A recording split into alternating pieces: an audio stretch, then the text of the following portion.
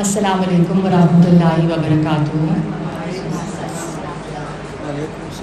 I hope you are all well. آج ہم سب یہاں جمع ہوئے ہیں دعائے مغفرت کے مقصد کے لیے، اور دعائے مغفرت ہم کریں گے فریدہ صدیقی کے لیے، جو کہ نفیسہ کی بہن ہے اور جن کا ابھی کچھ دن پہلے انتقال ہوا ہے. تو شروع کرتے ہیں. نحمدہ ونصلی علی رسولہ الکریم، اما بعد فاعوذ باللہ من الشیطان الرجیم، بسم اللہ الرحمن الرحیم. جیسا کہ میں نے ابھی ذکر کیا، آج ہم سب یہاں جمع ہوئے ہیں دعائے مغفرت کرنے کے لیے فریدہ صدیقی کے لیے. ہم سب یہ جانتے ہیں کہ زندگی میں کچھ واقعات اور حادثات ایسے ہو جاتے ہیں جہاں انسان کو اپنی بے بسی کا اور اللہ تعالیٰ کے منصوبوں کو سمجھنے کا موقع ملتا ہے، اور اللہ تعالیٰ کے قادر مطلق ہونے کا، یعنی ایبسلیوٹ پاور اور ایبسلیوٹ اتھارٹی اللہ رب العزت کی، اور اللہ کا غالب اور اللہ کا جبار ہونا، یعنی کہ اللہ تعالیٰ کا جو فیصلہ ہے وہ نافذ ہو کے رہتا ہے. یہ چیزیں آپ کو نظر آتی ہیں، اور یہ شدت سے ان چیزوں کا احساس ہوتا ہے، خاص طور پر کس موقع پر؟ جب کوئی آپ کا پیارا اس دنیا سے چلا جاتا ہے. ساری یعنی کوششوں کے باوجود، ڈاکٹرز کے علاج، ٹھیک ہے نا، ڈفرینٹ میڈیسنز، ٹریٹمنٹس، اینڈ ان سب کے باوجود کیا ہے کہ انسان کی جو اس کی جو میڈیکل کنڈیشن ہے وہ ڈیٹیریوریٹ ہو رہی ہے اور وہ ہاتھوں سے نکلتا جا رہا ہے. اور ایسا لگتا ہے کہ جیسے کوئی جابر اور قادر ہستی ہے جس کا کمپلیٹ اختیار ہے، اور تمام انسان بے بس ہو کے رہ جاتے ہیں، اور وہ انسان جو ہے وہ چلا جاتا ہے اس دنیا سے. اور یہ ظاہر ہے موت ایک ایسی اٹل حقیقت ہے جس کا کوئی بھی انسان انکار نہیں کر سکتا.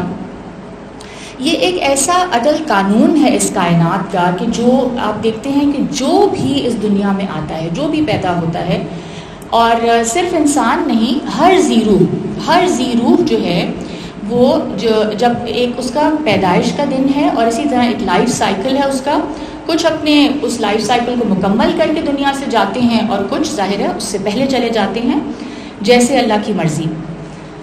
تو اپنے کسی بہت قریبی اور پیارے شخص کے انتقال کے موقع پر سب سے پہلی جو ریئلائزیشن ہوتی ہے انسان کو، وہ کیا ہے کہ اللہ رب العزت کا حکم نافذ ہو کر رہا، اور خدائی اس پروگرام جو ہے، جو بھی اللہ کی پلاننگ تھی اس انسان کے حوالے سے، جو اس کی تقدیر تھی، جو اللہ نے اس کے لیے ڈیسٹن کیا تھا، وہ عمل میں آ گیا، اور اللہ تعالیٰ اپنے منصوبوں پر غالب ہیں. انسان کے لیے کیا ہے پھر سوائے اس فیصلے کو قبول کرنے کے اور کوئی چارہ نہیں رہتا، رائٹ؟ یہ جو ایکسیپٹنس ہے، یہ جو قبولیت ہے اللہ کے فیصلے کی، یہی دراصل صبر ہے. اور یہ صبر انسان کا دل تھام لیتا ہے، اور پھر کیا ہوتا ہے؟ انسان کو ایونچولی پھر شکر گزاری کی طرف لے جاتا ہے. تقدیر کے حوالے سے جیسے میں نے کہا، اللہ تعالیٰ کا ایک یعنی غیر متبدل اور ایک ایسا اٹل اصول ہے جو کہ کائنات کی ہر چیز پر ہم دیکھتے ہیں، ہر کریشن پر لاگو ہوتا ہے، اور وہ جیسے میں نے کہا موت یا فنا کا اصول ہے. سورہ رحمان کی آیت نمبر 26 اور 27 میں اللہ تعالیٰ فرماتے ہیں، کل من علیہا فان، جو کوئی زمین پر ہے فنا ہو جانے والا ہے، وَيَبْقَى وَجْهُ رَبِّكَ ذُو الْجَلَالِ وَالْإِكْرَامِ، اور آپ کے پروردگار کی ذات باقی رہے گی جو بڑی شان اور عظمت والا ہے. اسی طرح سورہ عنکبوت کی آیت نمبر 57 میں اللہ تعالیٰ فرماتے ہیں، كُلُّ نَفْسٍ ذَائِقَةُ الْمَوْتِ ثُمَّ إِلَيْنَا تُرْجَعُونَ، ہر جاندار موت کا مزہ چکھنے والا ہے، پھر ہمارے ہی پاس لوٹ کر آؤ گے. ٹھیک ہے، تو یہ ایک اصول ہے جو اللہ رب العزت نے اپنے آخری کلام قرآن پاک میں بیان فرما دیا، اور ہم اس کو آبزرو بھی کرتے ہیں. ٹھیک ہے، اور اسی طرح سورہ آل عمران کی بھی ایک آیت ہے، اس میں بھی اللہ تعالیٰ فرماتے ہیں، آیت نمبر 185، میں اس کا صرف ترجمہ پڑھ لیتی ہوں، ہر جان موت کا مزہ چکھنے والی ہے، اور تمہیں قیامت کے دن پورے بدلے ملیں گے. پھر جو کوئی دوزخ سے دور رکھا گیا اور جنت میں داخل کیا گیا سو وہ پورا کامیاب ہوا. یعنی یہ ہے اصل اور پوری کامیابی, دا ٹرو سکسیس. اور دنیا کی زندگی سوائے دھوکے کی پونجی کے اور کچھ نہیں ہے. تو دنیا کی زندگی کو جو یہاں دھوکہ کہا گیا, اس سے آپ کیا سمجھتے ہیں اس بات سے؟ مطلب یہ کہ دنیا کی زندگی ریئل تو ہے, رائٹ؟ تو دھوکہ کس حوالے سے ہے پھر یہ زندگی؟ کیا یہ ریئل نہیں ہے جو کچھ ہو رہا ہے یہاں پہ؟ رائٹ, ویری گڈ, ماشاء اللہ. تو یہ دھوکہ یہ ہے کہ ایسا لگتا ہے کہ ہمیشہ رہے گی, یہ ہے اس کا دھوکہ, ٹھیک ہے نا. اور یہ اس دھوکے کا ہم سب شکار ہوتے ہیں, اور یہ ایک نیچرل سی چیز ہے, ٹھیک ہے, کہ انسان ہمیشگی چاہتا ہے, انسان ہمیشہ زندہ رہنا چاہتا ہے. ہماری روح جو ہے وہ امورٹل ہے, رائٹ؟ تو کیونکہ وہ اللہ کی طرف سے ہے تو ہمارے اندر یہ خواہش ہے کہ ہم ہمیشہ زندہ رہیں. لیکن یہ زندگی جو ہے اللہ کا کیا فیصلہ ہے کہ یہ پرماننٹ نہیں ہے اور یہ ختم ہو جانی ہے. اسٹیو جابز کا نام آپ نے سنا ہوگا, جنہوں نے ایپل کو انوینٹ کیا تھا. ان کی ایک اسپیچ تھی جو کہ بڑی یعنی میننگ فل اسپیچ تھی اور بڑی ایک موونگ اسپیچ تھی, جو کہ جب ان کو پہلی دفعہ کینسر ہوا, یعنی جب کینسر سے وہ ریکور کیے, تو انہوں نے اسٹینفورڈ یونیورسٹی کی گریجویشن سیریمنی میں اسٹوڈنٹس کو ایڈریس کیا تھا. اور ان کی اسپیچ میں ان کے یعنی وہ ریئلائزیشنس تھیں جو ان کو کینسر کے دوران ہوئیں. And one of the things he said was death is the best thing created. He said کہ جب مجھے یہ پتہ چلا کہ میرے پاس جو ہے اب زندگی بس اتنی سی رہ گئی, کیونکہ انیشلی ان کو ڈائگنوسس یہ ملا تھا کہ آپ کی چند دن آپ زندہ رہیں گے, اور بعد میں ظاہر ہے وہ اس کے بعد زیادہ جیے وہ. تو ہی سیڈ کہ مجھے یہ لگا کہ یہ جو ڈیتھ کا جو ایک سینٹنس آپ کو ملتا ہے, یعنی جو آپ کو ایک پتہ چلتا ہے کہ اچھا میری زندگی اس وقت اختتام پر یعنی جا رہی ہے, تو یہ چیز میرے لیے اتنی زیادہ موٹیویٹنگ فورس کی طرح اس نے کام کیا کہ میں پھر اس کے بعد ہر دن جو میں اٹھتا تھا اس کے بعد میں اپنے آپ کو شیشے میں دیکھ کے یہ سوچتا تھا کہ اگر یہ میری زندگی کا آخری دن ہے تو how would I like to leave it, ٹھیک ہے. تو اس حوالے سے ہی سیڈ کہ death is the best thing created, کہ یعنی آپ کو یہ پتہ ہے کہ میری زندگی نے اختتام پذیر ہونا ہے, تو اب میں اپنی جو زندگی ہے کیونکہ یہ ٹیمپرری ہے میں اس کو کس طرح گزاروں, ٹھیک ہے. تو یہ ایک اور اصول ہم دیکھتے ہیں. ایک تو ہم نے یہ اصول جانا کہ ہر چیز جو پیدا ہوئی ہے اس نے فنا ہو جانا ہے, رائٹ. صرف اللہ رب العزت جو ہے ان کی ذات ایسی ہے جو کہ اس کو کوئی یعنی کمزوری نہیں, اور اس کو کوئی یعنی اس کے لیے وہ ہمیشہ سے ہے اور ہمیشہ رہے گی. اور ایک اور اصول جو ہماری اس انسانی زندگی میں ہمیں نظر آتا ہے, جو آپریٹ کر رہا ہے, جو کار فرما ہے, وہ کیا ہے کہ ہر انسان جو اس دنیا میں آئے گا وہ لازماً آزمایا جائے گا, ٹھیک ہے. لازماً یعنی یہ ایک سمجھ لیں کہ گیون بات ہے. ہر انسان جو اس دنیا میں آئے گا اور وہ مختلف انداز سے آزمایا جائے گا. آپ یہ کہہ سکتے ہیں کہ نہیں ایک شخص کو میں جانتی ہوں اس کی زندگی تو بہت اچھی ہے, ٹھیک ہے. اب وہ آپ کو دیکھنے میں ایسے لگ رہا ہے کہ اس کی زندگی بہت اچھی ہے, بٹ اس کے اپنے ٹرائلز ہیں جو کہ شاید آن دی آؤٹ سائڈ آپ کو نظر نہیں آ رہے, ٹھیک ہے.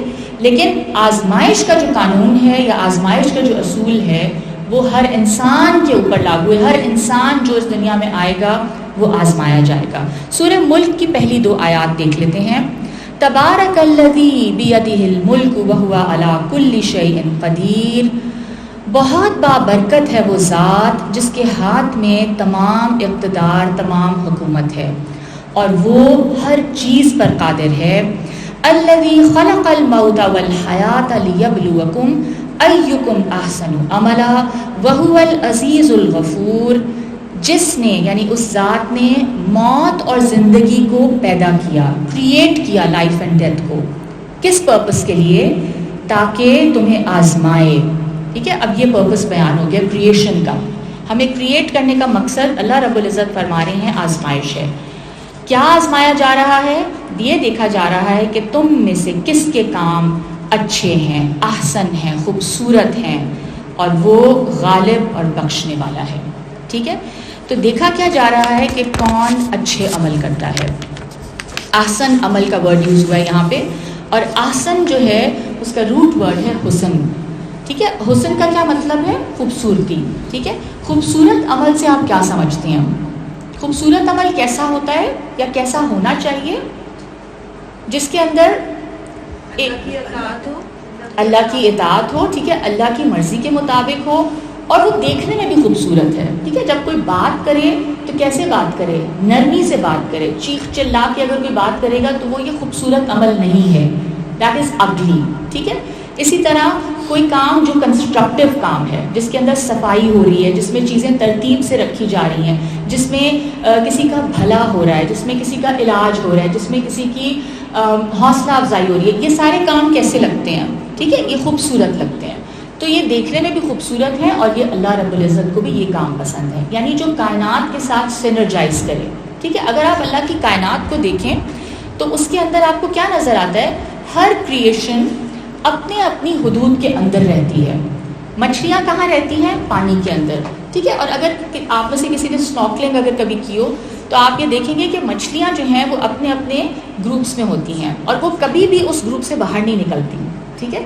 تو اللہ کی پوری کائنات جو ہے وہ تو بندھی ہوئی ہے قانون کے اندر. انسان واحد ایک ہستی ہے جس کو فریڈم آف چوائس ہے. چاہے تو وہ اللہ کی جو اللہ تعالیٰ کی جو قوانین ہیں ان کے مطابق چلے، چاہے تو کیا کرے؟ ڈسٹرکشن کریٹ کرے. ٹھیک ہے نا.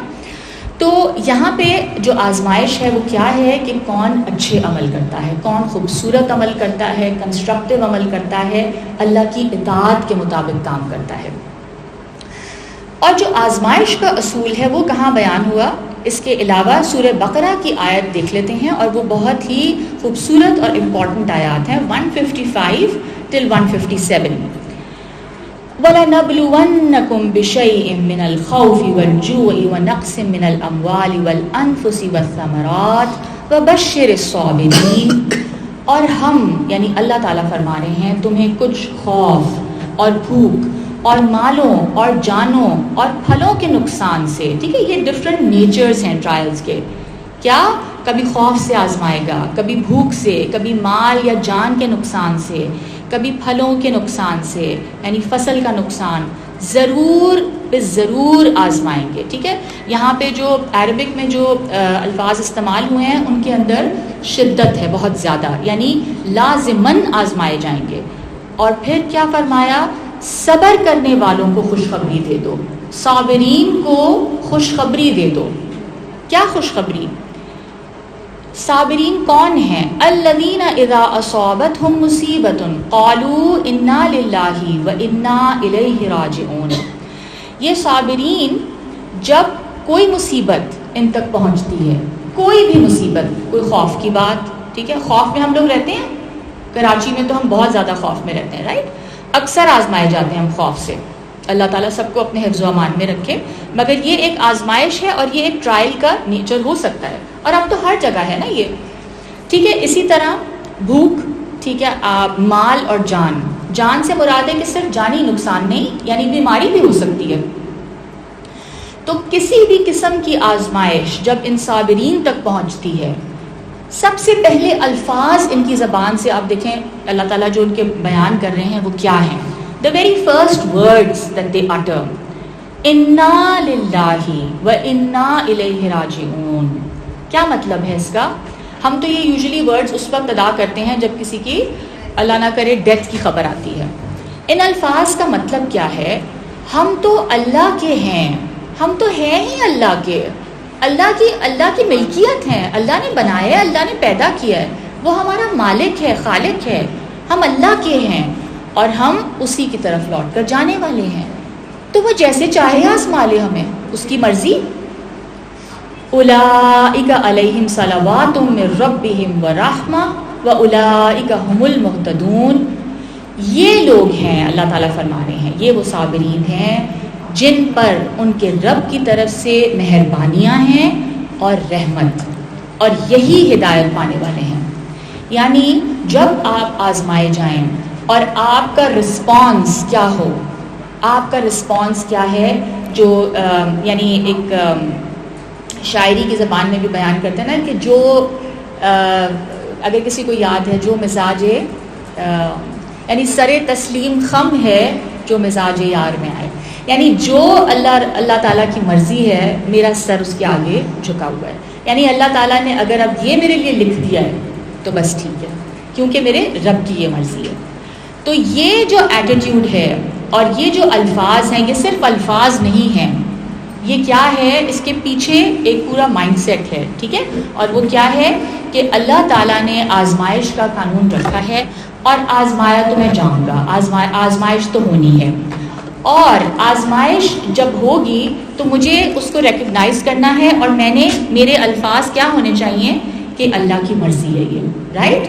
اور اچھا, اس کا یہ مطلب نہیں ہے, آگے ہم صبر میں تھوڑی اور بات کریں گے, اس کا یہ بھی مطلب نہیں ہے کہ انسان جو ہے ہاتھ پہ ہاتھ دھر کے بیٹھ جائے.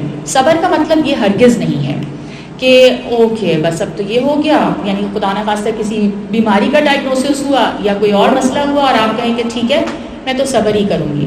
صبر کا مطلب یہ ہے کہ انسان بہت زیادہ ہمت اور حوصلے کے ساتھ اس پرابلم کو فیس کرے اور اس کو ڈیل کرنے کی کوشش کرے اور ہر طرح سے اس کو سالو کرنے کی کوشش کرے.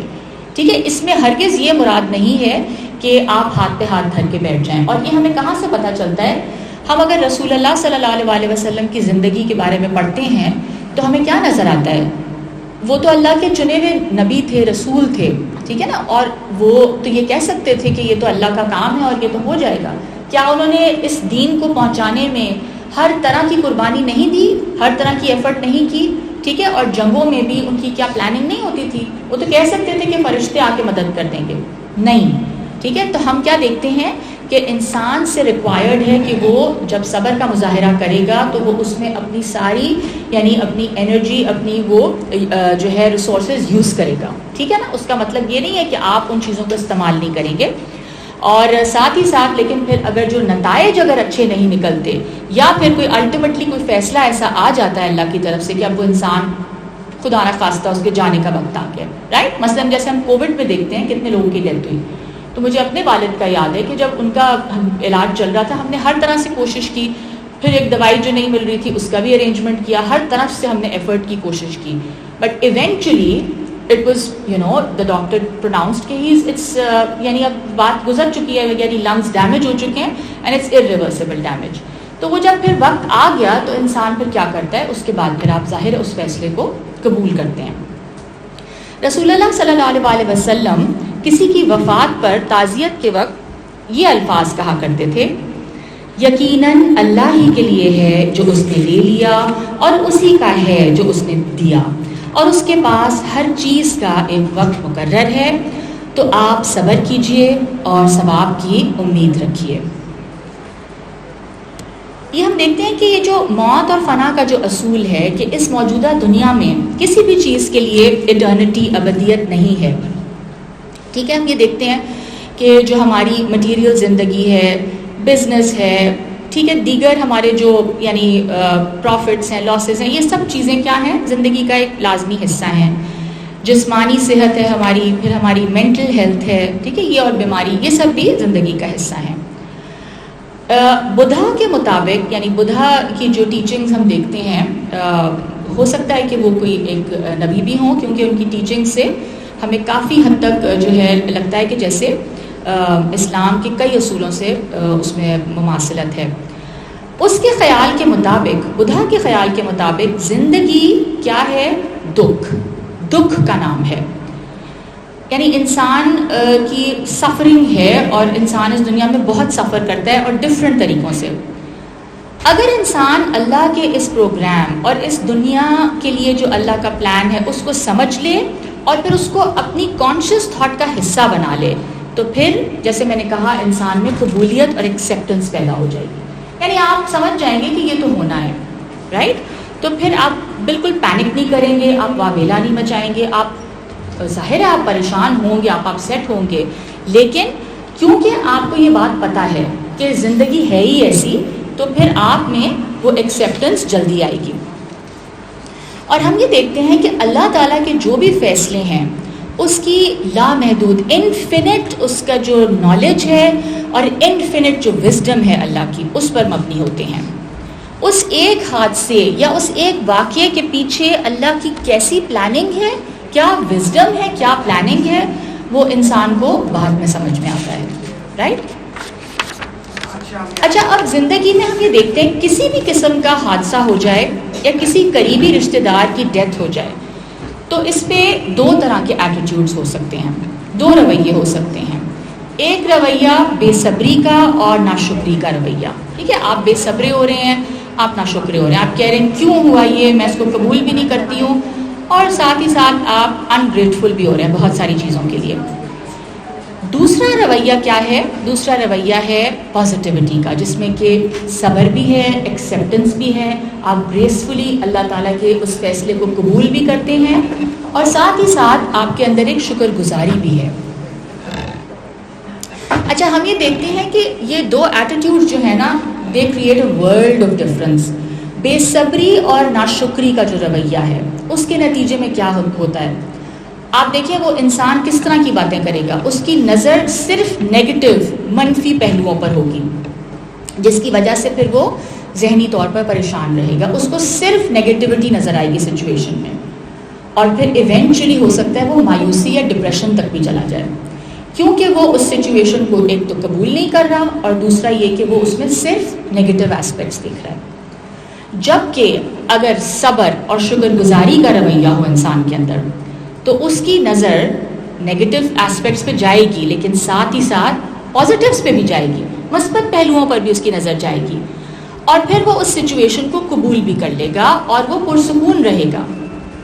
یعنی آپ کو کیا نظر آئے گا کہ ایک میرا یہ پیارا رشتہ اس دنیا سے چلا گیا, بٹ کیا آپ کو اللہ تعالیٰ نے وہ رشتہ کئی سالوں کے لیے نہیں دیا تھا؟ آپ کو اس رشتے سے جو محبت, جو تربیت, جو فائدہ, یعنی جو کچھ آپ کو تسکین اس رشتے سے ملی, تو وہ ایک اللہ کی نعمت تھی بہرحال. رائٹ. اور آپ نے انجوائے کیا اتنے سال اس کو, تو یہ ہے شکر گزاری. ٹھیک ہے. اور پھر جب یہ فیصلہ آ گیا تو آپ کہیں گے کہ یہ اللہ کی مرضی تھی, اللہ کی چیز تھی, اور اللہ تعالیٰ نے اتنا عرصہ مجھے دیا یہ پیارا رشتہ, اور اب اللہ نے مجھ سے لے لیا. جب انسان اللہ کے فیصلے کو قبول کر لیتا ہے اور ایک طرح سے when he submits to his will, پھر اس کے نتیجے میں ہم یہ دیکھتے ہیں کہ اس کے دل میں شکر گزاری بھی پیدا ہو جاتی ہے, اور اس کو اس سچویشن میں رحمت اور آسانیاں بھی نظر آنے لگتی ہیں کہ دیکھو اللہ تعالیٰ نے مجھے اتنا وقت بھی دے دیا ان کے ساتھ, ٹھیک ہے, ان کا علاج بھی اچھی طرح ہو گیا, اور اس طرح سے ان کی تکلیف جو ہے پرولونگ نہیں ہوئی, وغیرہ وغیرہ. قرآن مجید میں ہم یہ دیکھتے ہیں کہ کئی مقامات پر اس بات کا حکم دیا ہے کہ انسان ایسے حالات میں صبر کا دامن تھامے رکھے اور اللہ سے اپنے تعلق کو مضبوط کرے. You see, in a situation like this, جس چیز سے آپ کو سب سے زیادہ فائدہ ہوگا, یا جو چیز آپ کے لیے سکون کا سب سے زیادہ سکون کا باعث بنے گی, وہ کیا ہے؟ آپ کا اللہ کے ساتھ کنیکشن. سورہ بقرہ کی آیت 45 میں اللہ تعالیٰ فرماتے ہیں وَاسْتَعِینُوا بِالصَّبْرِ وَالصَّلَاةِ وَإِنَّهَا لَكَبِیرَةٌ إِلَّا عَلَى الْخَاشِعِینَ, اور صبر کرنے اور نماز پڑھنے سے مدد لیا کرو. ٹھیک ہے. اور بے شک وہ یعنی نماز مشکل ہے مگر ان پر جو عاجزی کرنے والے ہیں, یعنی جو اللہ کے سامنے اپنی حیثیت کو جانتے ہیں, جو اللہ کے آگے خشوع اختیار کرتے ہیں, دے نو کہ وہ کس قدر اللہ کے محتاج ہیں اور کس قدر ہیلپ لیس ہیں اللہ کے آگے, ان کے لیے نماز مشکل نہیں ہے. ان کے لیے اللہ کے آگے جھکنا ہرگز مشکل نہیں ہے, وہ تو دوڑ کے جاتے ہیں نماز کی طرف, اور وہ نماز سے کیا حاصل کرتے ہیں؟ نماز اور صبر سے مدد لیتے ہیں. ٹھیک ہے, اللہ تعالیٰ سے مدد حاصل کرتے ہیں. اسی طرح ہم یہ دیکھتے ہیں کہ صبر کی بہت زیادہ تعریف ہے قرآن پاک میں. اس کو سمجھ لیں کہ فضائل میں اس کو the mother of all virtues کہا گیا ہے, یعنی صبر اور شکر. ٹھیک ہے, یہ دو بہت ہی امپورٹنٹ جو ہے ورچوز ہیں جو انسان کے کیریکٹر کو اسٹرانگ کرتے ہیں. ٹھیک ہے, تو فرمایا گیا کہ صبر کرنے والے, سورہ بقرہ کی آیت 177 میں اس کا ترجمہ پڑھ رہی ہوں, اور تنگ دستی میں اور بیماری میں اور لڑائی کے وقت یعنی جنگ کے وقت صبر کرنے والے یہی سچے لوگ ہیں اور یہی پرہیزگار ہیں. یعنی یہی وہ لوگ ہیں جو واقعی میں سچ کہہ رہے ہیں کہ یہ اللہ پہ اور اللہ کے دین پہ ایمان رکھتے ہیں, اور صحیح معنوں میں یہی تقویٰ والے ہیں جو کہ صبر کرتے ہیں.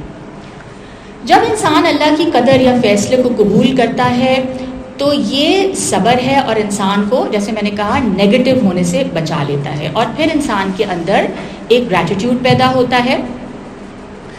قرآن مجید میں جیسے کہ ہم نے بھی بات کی، صبر کے ساتھ ساتھ شکر کی بھی بہت زیادہ اہمیت بیان کی گئی ہے اور بار بار اس کا حکم دیا گیا ہے۔ شکر سے آپ لوگ کیا سمجھتے ہیں کہ شکر گزاری کیا ہے؟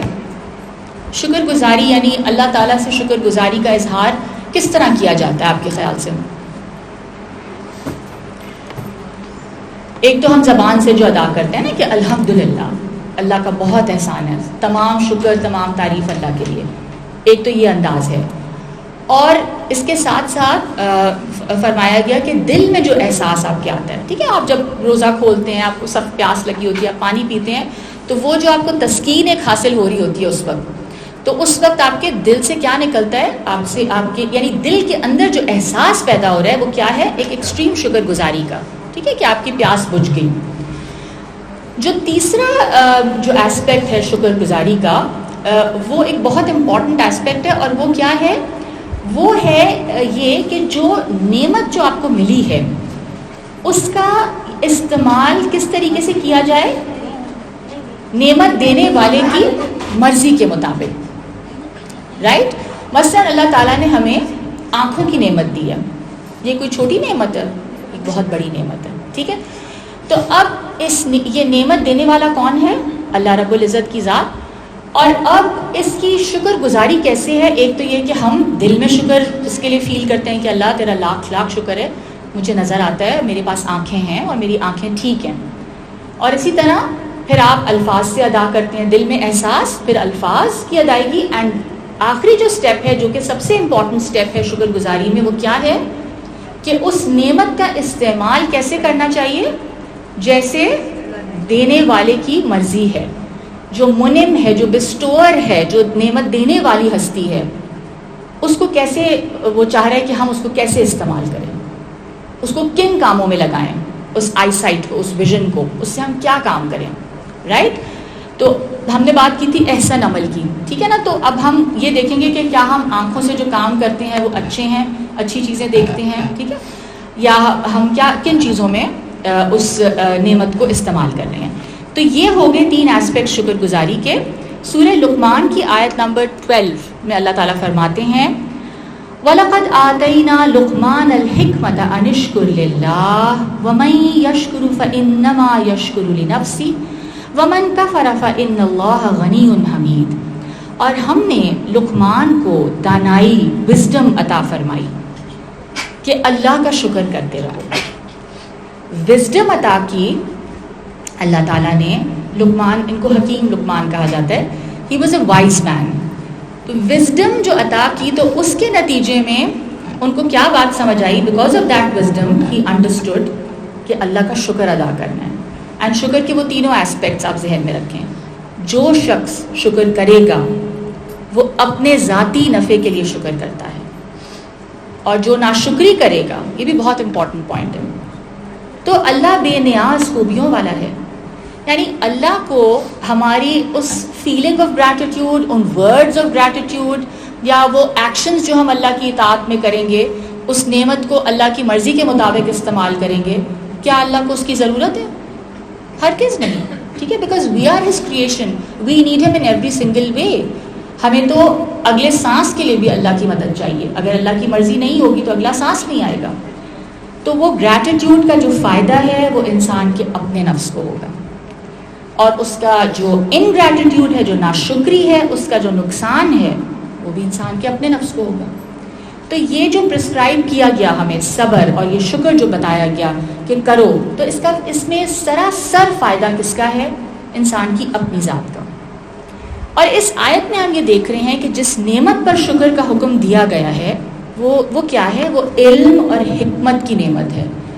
آپ کو پتہ ہے کہ علم جو ہے that is what knowledge and the ability to learn, that is what differentiates us from the rest of the creation۔ ہمیں اشرف المخلوقات کا جو ٹائٹل ملا وہ کس وجہ سے ملا؟ it's because of our superior intellect، ٹھیک ہے نا؟ چلے ایولیوشن کی تھیوری اپنی جگہ ہے، جو بھی ہے it's still a theory، right؟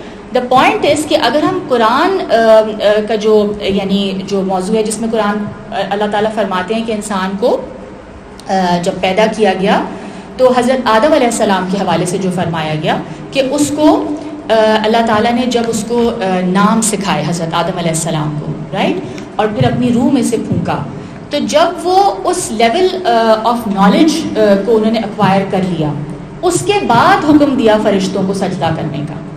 اس سے کیا بات اسٹیبلش ہو رہی ہے؟ آپ میں سے کوئی بتائے گا کیوں سجدہ کروایا گیا، یا سجدہ جو کروایا گیا اس سے کیا بات مطلب پروو ہو رہی ہے کہ انسان کی سپیریورٹی کی وجہ کیا ہے؟ کیا وجہ ہے اس کی؟ علم، intellect, very good, intellect and the ability to learn.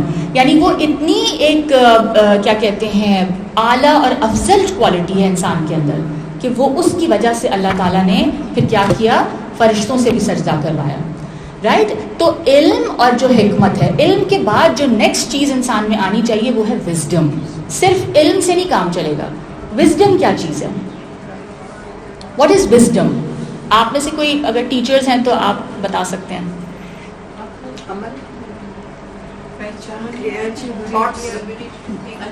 اچھے برے کی پہچان، ٹھیک ہے. سو جی آپ کیا کہہ رہی ہیں؟ یہی کہہ رہی ہیں آپ، اچھے برے کی تمیز. اینڈ اچھا، اچھے برے کی تمیز میں آپ ایک اپنی فیکلٹی یوز کرتے ہیں which is basically you exercising your judgement, ٹھیک ہے. تو اس میں آپ کی ججمنٹ بھی آئے گی. صرف نالج سے کام نہیں چلے گا، ٹھیک ہے نا. You have to use that knowledge. اب مجھے یہاں پہ کون سی نالج چاہیے، یا مجھے یہاں پہ کیا چیز کرنی ہے، کس ڈگری تک کرنی ہے، کس یعنی یہاں پہ یہ بات کرنا مناسب ہے یا نہیں ہے. یہاں پہ تو مجھے خاموش ہی رہنا ٹھیک ہے، اگر میں یہاں پہ یہ بات کر دوں گی تو فساد ہو جائے گا. دس از وزڈم. کون سی بات کہاں کرنی ہے، ٹھیک ہے، کون سا کام کہاں مناسب ہے. صرف علم کا ہونا کافی نہیں ہے. تو اللہ تعالیٰ فرما رہے ہیں کہ حکیم لقمان کو اللہ تعالیٰ نے وزڈم، نالج اور وزڈم عطا فرمائی، اور پھر انہوں نے اللہ کا شکر ادا کیا، ٹھیک ہے. تو اس کا مطلب ہے کہ یہ ایک اتنی پریشیس چیز ہے یہ جو انسانوں کو ملی ہے، دی ایبلٹی ٹو لرن. تو اس کو ہمیشہ ہم نے اس چیز کو یاد بھی رکھنا ہے اور اس کو آنر بھی کرنا ہے. تو انسان اپنی زندگی کے آخری دن تک علم حاصل کرے، رائٹ، کیونکہ this is what differentiates us, and wisdom acquire کرنے کی کوشش کرے، ٹھیک ہے. اور اسی طرح ہم دیکھتے ہیں کہ سورہ نمل کی آیت نمبر 19 میں ہم یہ دیکھتے ہیں حضرت سلیمان علیہ السلام کا جو قصہ بیان ہوا ہے. He was given a kingdom, جس طرح کا کنگڈم شاید کسی کو آج تک نہیں نصیب ہوا. اینڈ اس میں ان کی جو رسائی تھی وہ صرف، یعنی ان کی جو حکومت تھی وہ صرف انسانوں تک نہیں تھی، وہ اینیملز اور دیگر کریشن پہ بھی تھی. And he understood their language also. اب وہ جب ان کی فوج آتی ہے، اور یہ اس آیت کا جو بیک گراؤنڈ ہے وہ یہ کہ ان کی جب فوج آتی ہے تو وہ ایک چونٹیوں کا وہ ایک گھر ہوتا ہے، اور وہ چونٹی کہتی ہے کہ یہاں سے نکل جاؤ، وہ ہمارے حضرت سلیمان کی فوج ہمیں کچل کے نہ چلی جائے. جب یہ حضرت سلیمان علیہ السلام نے چونٹی کی بات سنی تو کیا آگے سے انہوں نے کیا بات کی؟ تو اس آیت میں اس کا ترجمہ پڑھ لیتی ہوں. پھر اس کی بات سے مسکرا کر ہنس پڑے. حضرت سلیمان علیہ السلام اسمائلڈ، اور کیا کہا؟ اور کہا اے میرے رب مجھے توفیق دے. اب آپ دیکھیں اس بندے کا رسپانس، آپ یہ دیکھیں نا، یہ نبی بھی تھے اللہ کے، آپ ان کا رسپانس دیکھیں. اس طرح کی آپ کو جب پاور، اتھارٹی اور اس طرح کی نالج آپ کو ملتی ہے، it can make you arrogant, it can make you, آپ فرعون بھی بن سکتے ہیں. لیکن جب انسان اللہ تعالیٰ کے یعنی اللہ تعالیٰ کا فرما بردار ہوتا ہے اور اپنی عاجزی اس کا احساس ہوتا ہے، اور اس کا یہ بھی احساس ہوتا ہے کہ تمام نعمتیں اسی کی طرف سے ہیں، تو ان کا رسپانس آپ دیکھیں. کہا اے میرے رب مجھے توفیق دے کہ میں تیرے احسان کا شکر کروں جو تو نے مجھ پر اور میرے ماں باپ پر کیا، اور یہ کہ میں نیک کام کروں جو تو پسند کرے، اور مجھے اپنی رحمت سے اپنے نیک بندوں میں شامل کر دے. دس از سو بیوٹیفل. ماشاء اللہ. This is such a beautiful dua. I mean, you know, it moves you to tears. یہ ہے اس بندہ مومن کا رسپانس جو کہ ریئلسٹک ہے، جو صحیح معنوں میں ایمان لایا ہوا ہے اپنے رب پر، ٹھیک ہے. تو اسی لیے اللہ تعالیٰ فرماتے ہیں کہ اگر انسان خدا کی نعمتوں کا شکر ادا کرے تو اللہ تعالیٰ ان نعمتوں کو بڑھا دیں گے. ٹھیک ہے, قرآن پاک میں ہم دیکھتے ہیں سورہ ابراہیم کی آیت نمبر 7 میں. اینڈ اب ہم یہ دیکھ رہے ہیں کہ اب جو پازیٹیو سائیکالوجی میں جو ڈیولپمنٹس ہو رہے ہیں, اس میں جو ریسرچز ہو رہی ہیں, تو اس میں کیا دیکھا جا رہا ہے, they are trying to find out کہ what is it that makes a person happy. ٹھیک ہے نا, کیونکہ آبویسلی اس میں ظاہر ہے وہ ایک ریلیجن کی تو برانچ نہیں ہے, دس از این انڈیپینڈنٹ سائنس. تو اس میں وہ ڈسکور یہ کر رہے ہیں کہ جو انسان جتنا زیادہ شکر گزار ہوگا وہ اتنا زیادہ کنٹینٹ اور اتنا زیادہ خوش ہوگا. ٹھیک ہے, اور وہ کہتے ہیں کہ یہ باتیں تو اسکرپچرز میں بھی ہیں, یہ تو بائبل میں بھی ہے. اور سورہ ابراہیم کی آیت 7 میں ہم یہ دیکھتے ہیں, اللہ تعالیٰ فرماتے ہیں, اور جب تمہارے رب نے سنا دیا تھا کہ البتہ اگر تم شکر گزاری کرو گے تو اور زیادہ دوں گا, اور اگر ناشکری کرو گے تو میرا عذاب بھی سخت ہے. ٹھیک ہے, اور ہم یہ دیکھتے ہیں کہ یہ چیز ایک بہت آبویس سی بات ہے. اگر آپ کسی چیز کے بارے میں یعنی گریٹفل ہیں, خوش ہیں کسی چیز سے, مثلا آپ کی گاڑی ہے, ٹھیک ہے نا, اور آپ کہتے ہیں کہ آپ کو اس کی قدر ہے, ٹھیک ہے, آپ کہتے ہیں یہ نعمت ہے, تو آپ اس کا خیال بھی رکھیں گے تو کیا ہوگا, وہ ٹھیک چلے گی, وہ صحیح رہے گی. اگر آپ اس کی قدر نہیں کریں گے اور اس کا خیال نہیں رکھیں گے تو کیا ہوگا, خراب ہو جائے گی. And this applies not only to physical, as tangible things, it applies to intangible things also. اگر اللہ نے آپ کو ایک صلاحیت دی ہے, علم کی صلاحیت, علم حاصل کرنے کی, یا کوئی اور ابیلٹی یا کوئی اسکل, ٹھیک ہے, یا کوئی ٹیلنٹ, اور آپ اس کی قدر نہ کریں اور آپ اس کو ضائع ہونے دیں تو وہ ضائع ہو جائے گا, رائٹ. اگر آپ اس کی کیئر کریں گے, اس کی شکر گزاری کریں گے اور آپ اس کو نرچر کریں گے, وہ بڑھتا جائے گا. تو یہ ایک اصول ہے. اب ہم یہ دیکھتے ہیں کہ کسی بھی نقصان یا حادثے سے انسان اپنے لیے سبق حاصل کر سکتا ہے. ٹھیک ہے, کیونکہ انسان جو ہے عقل والی مخلوق ہے اور ہر چیز ہمارے لیے لرننگ کا ذریعہ بن سکتی ہے. مثلا کسی کی ڈیتھ پر, کسی کی موت پر ہم اس کی جو خوبیاں تھیں, جو اس کی اچھائیاں تھیں, جو اس کی نیکیاں تھیں, اس کے جو طے کردہ اعلیٰ مقاصد تھے, جو اس کے گولز تھے, نوبل گولز تھے اس کی زندگی کے, اور اس کے نیک کام, ان کو ہم یاد کر کے کیا کر سکتے ہیں, اپنے لیے انسپریشن لے سکتے ہیں, اپنے لیے مشعل راہ بنا سکتے ہیں, رائٹ.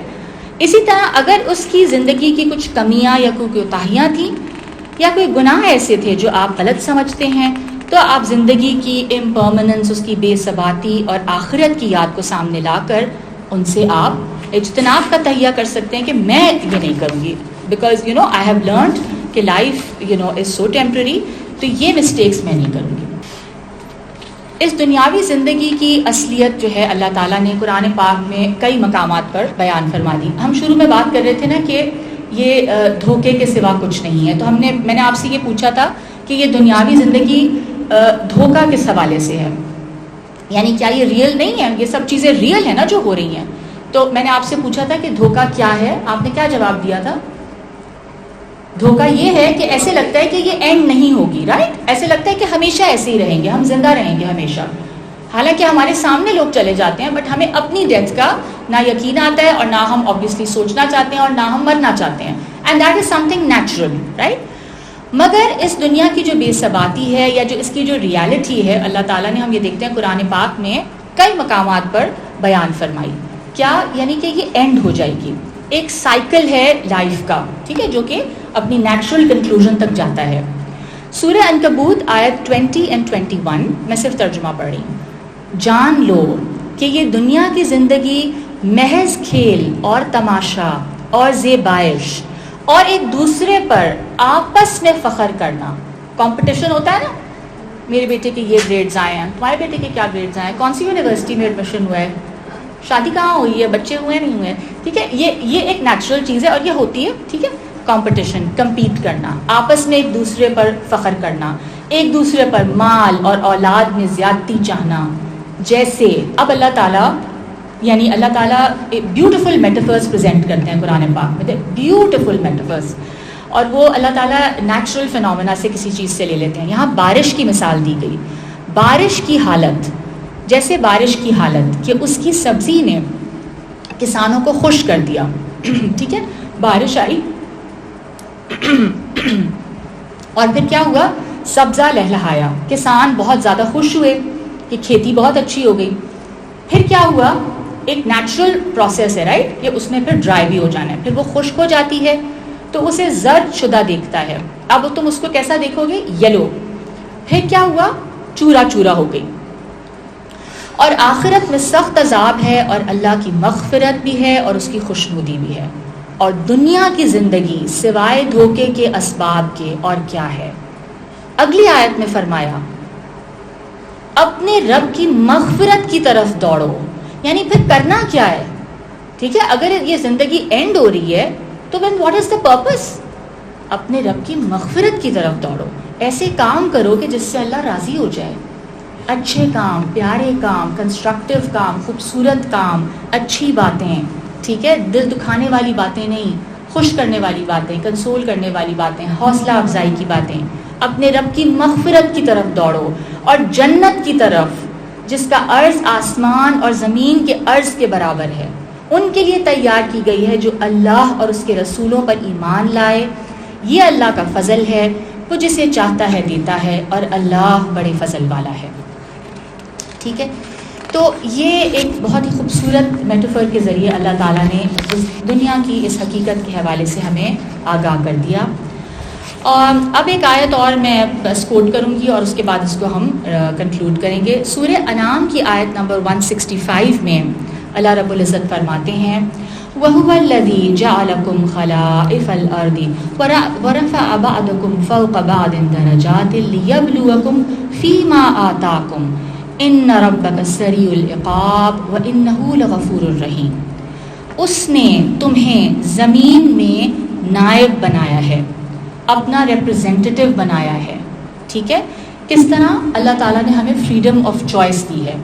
کئی حوالوں سے تو ہمارے پاس کوئی فریڈم آف چوائس نہیں ہے. کئی چیزیں ہمارے لیے ڈٹرمنڈ ہیں کہ ہم کہاں پیدا ہوتے ہیں, کس گھر میں پیدا ہوتے ہیں, کون سی جینز کے ساتھ پیدا ہوتے ہیں, ٹھیک ہے, کن حالات میں پیدا ہوتے ہیں, کون سے ٹائم پیریڈ میں پیدا ہوتے ہیں. ان سب چیزوں پہ ہمارا کوئی اختیار نہیں ہے. لیکن کچھ حوالے سے ہمیں اختیار ہے, اور وہ کیا ہے کہ صحیح کریں یا غلط کریں. ٹھیک ہے, چوائس ہے. تو جہاں جہاں ہمیں فریڈم آف چوائس ہے وہاں پہ ہماری آزمائش ہو رہی ہے, اور پھر ہمیں اکارڈنگلی اس کا بدلہ دیا جائے گا.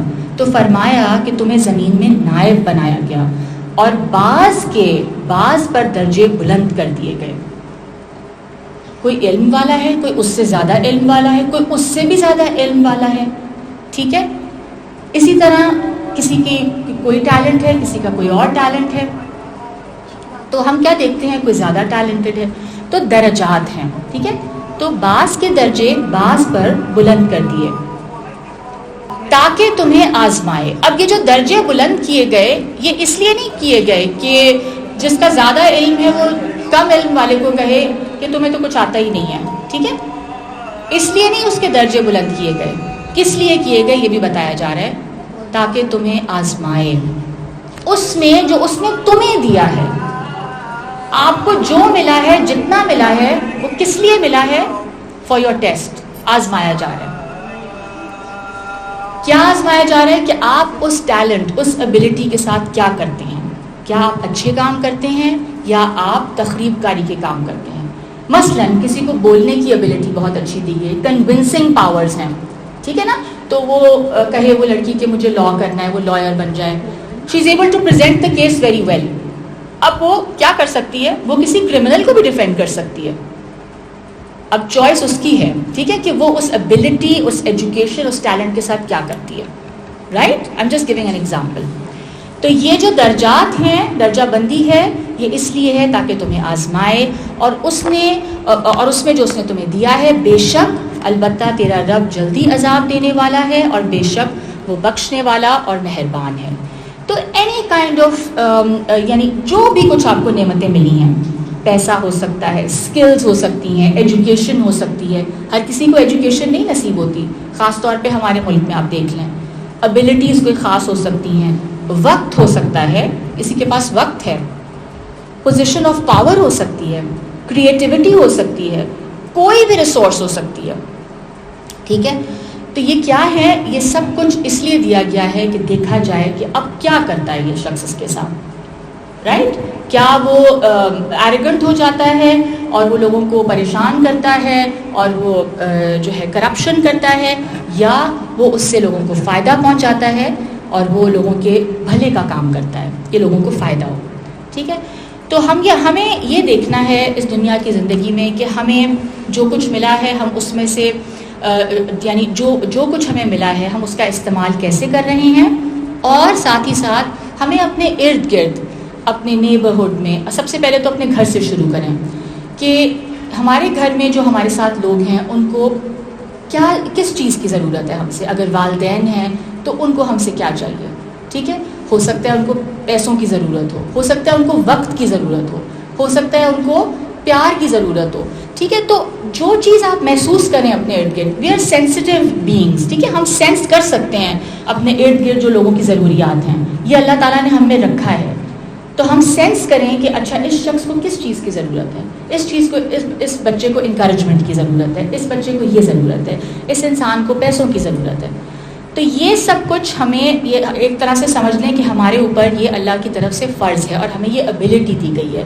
تو ہم سب کو اپنی اپنی کیپیسٹی میں یہ دیکھنا ہے کہ پھر گھر سے شروع کریں، پھر محلے، پھر رشتہ دار. ٹھیک ہے، اسی طرح اپنے ارد گرد جو لوگ ہیں تو be sensitive to the needs of others. ٹھیک ہے، اور جیسے آپ مدد کر سکتے ہیں آپ مدد کریں. اور اسی طرح ہم یہ دیکھیں گے کہ اللہ تعالیٰ کی جو صفات ہیں، جو اللہ تعالیٰ کی وہ صفات جو انسان اپنے اندر لا سکتا ہے. مثلاً کیا؟ سب سے پہلی جو صفت اللہ تعالیٰ نے اپنی بتائی قرآن پاک میں وہ کیا ہے؟ کسی کو پتہ ہے؟ قرآن پاک شروع کہاں سے ہوتا ہے؟ سورہ فاتحہ سے شروع ہوتا ہے، رائٹ؟ تو کون سی صفات بیان کی گئی؟ رحمان اور رحیم. رحم کریں، ہر کسی پہ رحم کریں. ٹھیک ہے، رحم اللہ کو بہت پسند ہے.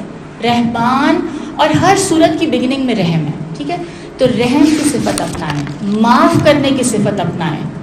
ٹھیک ہے، اللہ تعالیٰ کے پیارے نبی رسول اللہ صلی اللہ علیہ وآلہ وسلم، ان سے زیادہ رحم دل اور معاف کرنے والی ہستی اس دنیا میں نہیں آئی. جیسے جیسے لوگوں کو انہوں نے معاف کیا ہے ویسی کوئی مثالیں نہیں ملتی، سپر ہیومن. ٹھیک ہے، تو یہ صفات اپنے اندر پیدا کریں. اللہ تعالیٰ بہت زیادہ معاف کرنے والے ہیں، بہت زیادہ رحم فرمانے والے ہیں. اللہ تعالیٰ بہت زیادہ یعنی رزق دینے والے ہیں. آپ بھی رزق دینے والے بنیں، رازق بنیں، جس کے بھی بن سکتے ہیں. اللہ تعالیٰ کے اندر جو تخلیق، جو الٹیمیٹ اللہ تعالیٰ کی تخلیق ہمیں نظر آتی ہے، جو خلاقیت ہے اللہ کی، اپنے اندر بھی کریٹیوٹی پیدا کریں. ٹھیک ہے، اور کیا ہے صفات؟ اللہ تعالیٰ قدردان ہیں. آپ کو پتہ ہے اتنی سی نیکی انسان کوئی کرے اور حلال رزق سے کچھ کما کے کسی کو دے دے، اللہ تعالیٰ اس کو اپنے دائیں ہاتھ سے لیتے ہیں. حدیث میں آتا ہے اللہ تعالیٰ اسے دائیں ہاتھ سے قبول کرتے ہیں. میٹافوریکل ہے. اور پھر اس کو بڑھاتے ہیں، وہ اتنا بڑھاتے ہیں اس کھجور کو یا چھوٹے سے اس دانے کو، یس ملٹیپل ٹائمز، یعنی کہ وہ پہاڑ کی حد تک بڑا اس کا اجر جو ہے جب وہ اس کو ملتا ہے تو انسان حیران رہ جاتا ہے. اس حد تک قدردان. تو قدردان بنیں، لوگوں کی قدر کریں. ٹھیک ہے، اور اسی طرح وہ مصور ہے، وہ کریٹر ہے. ٹھیک ہے، تو وہ صفات جو انسان اپنے اندر پیدا کر سکتے ہیں. ظاہر ہے کچھ صفات ایسی ہیں جو صرف اللہ تعالیٰ کے ساتھ ہی ہیں، لیکن اللہ تعالیٰ نے کیونکہ آدم کو اپنی صورت پہ پیدا کیا، اللہ تعالیٰ نے انسان کو اپنی صورت پہ بنایا، تو وہ صفات اپنے اندر پیدا کریں. جب ایک شخص کا انتقال ہو جاتا ہے اور وہ اس دنیا سے چلا جاتا ہے تو حدیث میں آتا ہے کہ اس کے اعمال کا سلسلہ رک جاتا ہے، رائٹ؟ سوائے ان 3 صورتوں کے: صدقہ جاریہ، وہ شخص جو اپنی زندگی میں کوئی ایسا کام کر گیا ہو جس سے معاشرہ اس کی دنیا کے جانے کے بعد بھی فائدہ حاصل کرتا رہے. مثلاً وہ کوئی ہاسپٹل بنا کے جائے، کوئی اسکول بنا کے جائے، کوئی کنواں ڈگ اپ کروا دے، کسی کے لیے کوئی اس طرح کا کام کر جائے، کوئی فلاحی کام جو کہ اس کی ڈیتھ کے بعد بھی جاری رہے، تو یہ اس کے ریوارڈ میں ایڈ ہوتا رہے گا. اور علم جس سے فائدہ اٹھایا جائے. And I think the lady who passed away, جو آپ کی جو بہن ہیں، she was a teacher, right? I was told. ٹھیک ہے، ویری ڈیڈیکیٹڈ ٹیچر، ماشاء اللہ. تو جو علم انہوں نے اس دنیا میں پہنچایا، جن بچوں کو انہوں نے پڑھایا، تو جو کچھ ان کے شاگرد ان سے اچھی باتیں انہوں نے سیکھی، جب تک وہ کام ہوتے رہیں گے ان کو اس کا اجر ملتا رہے گا. ٹھیک ہے، کوئی بھی علمی کام ہو سکتا ہے، کوئی بک لکھی ہو یا کسی کو پڑھایا ہو.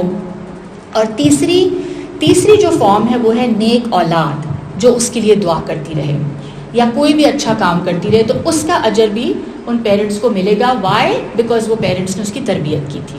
ٹھیک ہے، تو یہ 3 فارمز ہیں جو کہ نیکی کی، جو کہ انسان کو اس کی ڈیتھ کے بعد بھی فائدہ پہنچاتی ہیں. اب ہم دعا کر لیتے ہیں، دعائے مغفرت. یہاں پہ میں اس کو کنکلوڈ کرتی ہوں اور دعا کر لیتے ہیں. بسم اللہ الرحمن الرحیم. اللہم صلی علی محمد وعلی آل محمد کما صلیت علی ابراہیم وعلی آل ابراہیم انک حمید مجید. اللہم بارک علی محمد وعلی آل محمد کما بارکت علی ابراہیم وعلی آل ابراہیم انک حمید مجید. الحمدللہ رب العالمین الرحمن الرحیم مالک یوم الدین ایاک نعبد و ایاک نستعین اہدنا الصراط المستقیم صراط الذین انعمت علیہم غیر المغضوب علیہم ولا الضالین آمین.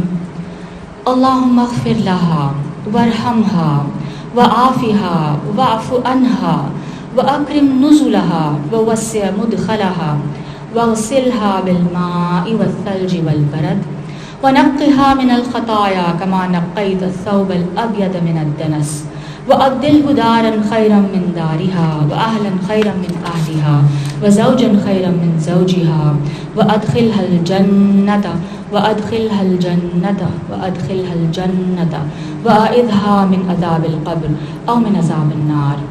یا اللہ فریدہ کو بخش دیجئے، اس پر رحم کیجئے، انہیں عافیت عطا فرمائیے، انہیں معاف فرما دیجئے، انہیں باعزت ٹھکانہ دیجئے، ان کی قبر کو کشادہ فرما دیجئے اور انہیں برف اور اولوں سے دھو ڈالیے.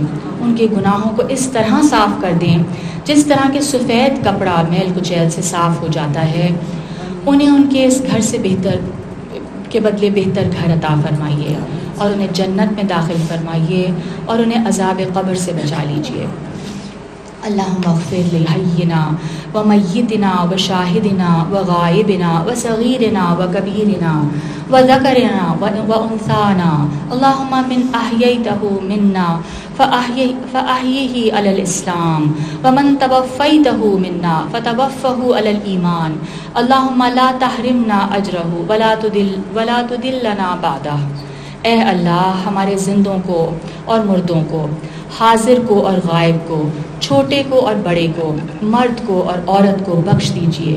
اے اللہ ہم میں سے جس کو آپ زندہ رکھیں اسے اسلام پر زندہ رکھیے اور جسے وفات دیجئے اسے ایمان پر وفات دیجئے. اے اللہ ہمیں اس کے اجر سے محروم نہ فرمائیے اور ہمیں اس کے بعد گمراہ نہ ہونے دیجئے. اللہم انہا فی ذمتک وحبل جوارک فقہا من فتنة القبر وعذاب النار وانت اہل الوفاء والحمد. اللہم فاغفر لها وارحمها انک انت الغفور الرحیم. اے اللہ بے شک فریدہ صدیقی آپ کی امان اور آپ کے عہد میں ہیں، بس آپ ان کو قبر کے فتنے اور دوزخ کے عذاب سے بچا لیجئے. آپ صاحب وفا اور صاحب حق ہیں.